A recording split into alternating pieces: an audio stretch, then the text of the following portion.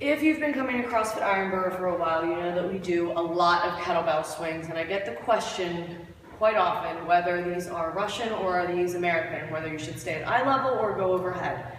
And there's no real easy answer to that question, but to start with, you have to think about what the purpose of a kettlebell swing is.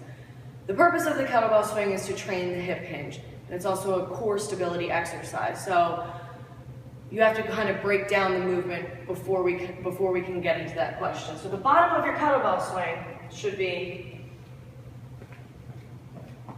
starting with the kettlebell about 6 inches in front of you. You're in that position, nice flat back. You're going to hike the ball or hike the kettlebell between your legs, and you want to come up to a nice flat back position. So the top of your kettlebell swing, whether you're doing Russian or American, should look like a plank.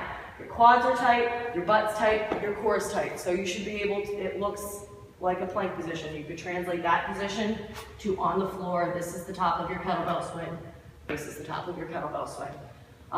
Most people don't have a mobility issue with this movement when their arms are at 90 degrees. The problem tends to come when you triangle up overhead. So if you have any sort of shoulder mobility issues, loading it is not a good idea. So a really good way to test that is to have them lay on the ground, or you can do this yourself. Lay on the ground, feet nice and straight, so imitating the top of your kettlebell swing. Butt tight, core tight, arms up overhead. So what we see here, with his arms up overhead, we see that his low back leaves the ground. So it's really hard to get in a nice, tight midline position. He's in a broken midline position here, so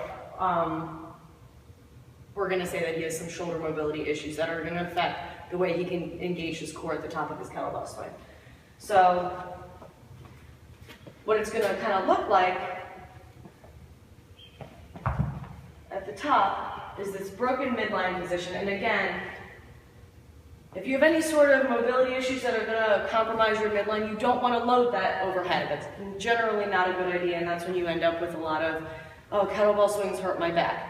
It shouldn't hurt your back if you're doing them correctly. So again, to answer that question, there is no easy answer.